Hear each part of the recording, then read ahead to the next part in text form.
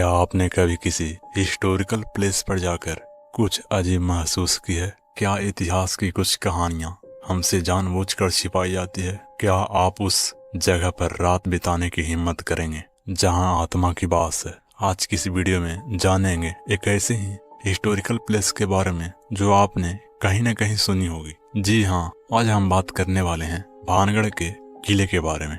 कहा जाता है कि इस किले में बहुत से रहस्य छिपे हैं। आज के इस वीडियो में बताएंगे भानगढ़ किले की एक ऐसी घटना जो आपको रोंगटे खड़े कर देंगे। तो वीडियो शुरू करने से पहले अगर आप इसी तरह की कहानियां सुनना पसंद करते हैं तो हमारे चैनल को सब्सक्राइब करें और साथ ही घंटी को दबाना न भूलें। और हाँ, वीडियो पसंद आए तो लाइक करें। तो चलिए शुरू करते हैं शुरू से। भारत के राजस्थान में स्थित भानगढ़ का किला एक ऐतिहासिक जगह है जिसे लोग दिन में देखने तो आते हैं पर रात में इसके आसपास भी नहीं भटकते।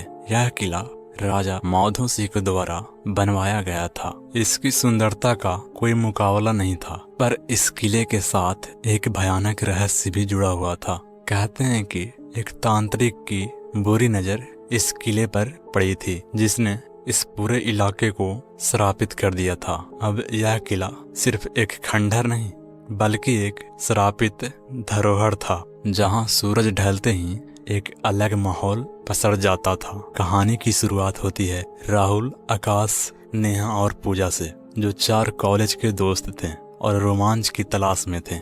वे सभी दिल्ली से थे और ऐतिहासिक जगहों में खास दिलचस्पी रखते थे। सोशल मीडिया पर उन्होंने भानगढ़ किले के बारे में बहुत कुछ पढ़ा था, वहां के डरावने अनुभव के बारे में सुना था। उनकी उत्सुकता बढ़ गई थी और वे खुद इस जगह का अनुभव करना चाहते थे।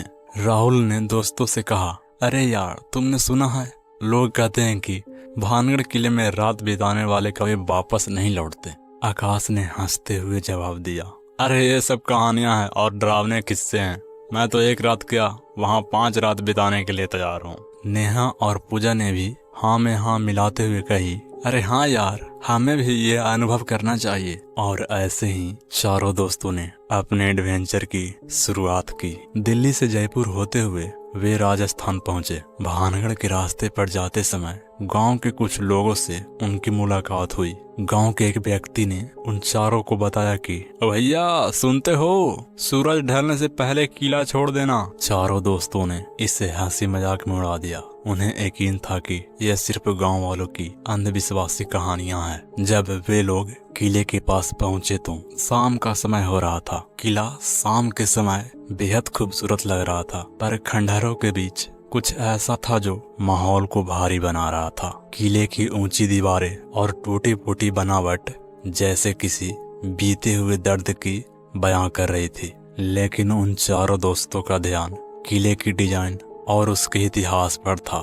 किले के अंदर घुसते ही एक अजीब सी ठंडक ने उनका स्वागत किया। राहुल ने इसे महसूस करते हुए कहा, क्या तुम लोगों ने यह ठंडक महसूस की? यह किला नॉर्मल नहीं लग रहा। नेहा ने मजाक में बोली, अरे यह तो राजस्थान की हवा है, हमारे डर को जांच रही है। उन्होंने किले के अलग अलग हिस्सों का मुआयना किया। राजमहल, मंदिर और वो जगह जहाँ कभी भव्य बाजार हुआ करता था। हर जगह एक अजीब सी शांति पसरी हुई थी, जैसे सदियों से किसी ने यहाँ कदम नहीं रखा हो। किले की बनावट इतनी उलझी हुई थी कि उसकी गलियारों में रास्ता भटकना आसान था। धीरे धीरे सूरज ढलने लगा और अंधेरा पसरने लगा। चारों दोस्तों ने तय किया कि वे किले के सबसे ऊंचे हिस्से पर जाकर रात बिताएंगे। वहीं से पूरा किला को देख सकते हैं और रोमांच का महसूस कर सकते हैं। जैसे ही रात का अंधेरा गहराने लगा, हवाओं का शोर भी तेज हो गया। नेहा ने बोली, यहाँ कुछ अजीब सा लग रहा है, क्या तुम लोगों को भी यह महसूस हो रही है? पूजा ने हाँ में सर हिलाते हुए बोली, हाँ यार, ये जगह अब अलग सी लग रही है। दिन के मुकाबले यहाँ रात में कुछ ज्यादा ही खामोशी है। तभी अचानक उन्हें किले के भीतर से किसी के चलने की आवाज सुनाई दी। पहले तो उन्होंने सोचा कि यह उनकी कल्पना होगी, पर धीरे धीरे वो आवाज और तेज होती गई। अब वे चारों घबरा चुके थे। आवाज किले के भीतर से आ रही थी, पर वहाँ कोई नहीं था। राहुल ने हिम्मत जुटाकर कहा, चलो देखते हैं, कोई और भी हो यहाँ हमारे जैसा। दोस्तों ने उसकी बात मान ली और वे सब टॉर्च लेकर उस आवाज की दिशा में चल दिए। किले की दीवारें पर उनकी टॉर्च की रोशनी पड़ रही थी, पर कोई नजर नहीं आ रहा था। तभी अचानक उनकी टॉर्च की रोशनी में एक परछाई दिखाई दी। वह परछाई इंसान जैसी नहीं थी, बल्कि कुछ भयानक थी। जैसे ही उस परछाई की नजर उन चारों पर पड़ी, वह परछाई धीरे धीरे उनकी ओर बढ़ने लगी। अब वे सभी डर चुके थे। वे चारों तेजी से भागने लगे, पर उन्हें लग रहा था कि किले के रास्ते बदल रहे हैं। जो गलियां दिन में आसान लग रही थी, वो अब भूल भुलैया बन चुकी थी। हर दिशा से भटकते हुए वो एक बंद कमरे में आ गए, जहां से निकलने का कोई रास्ता नहीं था।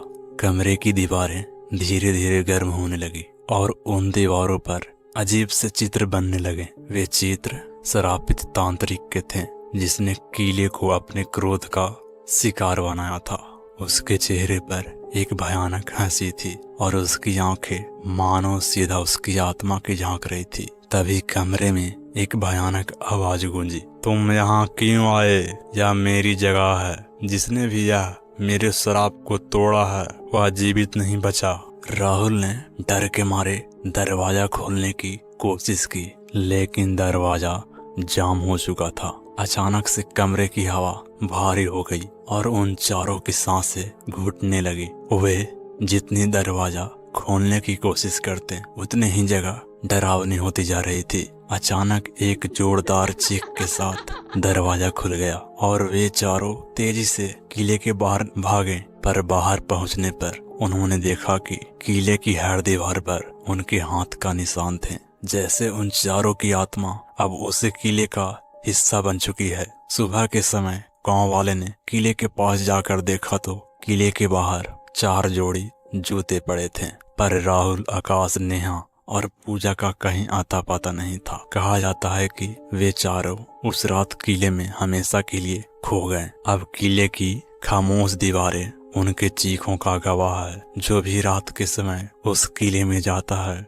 उसे उन चारों दोस्तों की आत्मा आज भी भटकती नजर आती है। यह कहानी हमें बताती है कि ऐतिहासिक धरोहर सिर्फ बीते हुए की कहानियां नहीं होती, बल्कि उनके पीछे कई रहस्यमय और डरावनी सच्चाइयां भी हो सकती है। भानगढ़ जैसे स्थानों पर इंसानी जिज्ञासा हमें रोमांस की ओर खींचती है, पर कई बार यह जिज्ञासा हमें ऐसी खतरनाक हकीकत से भी रूबरू कराती है जिसे समझ पाना मुश्किल होता है। कमेंट में जरूर बताएं कैसी लगी हमारी कहानी। अब मिलेंगे अगली कहानियों के साथ।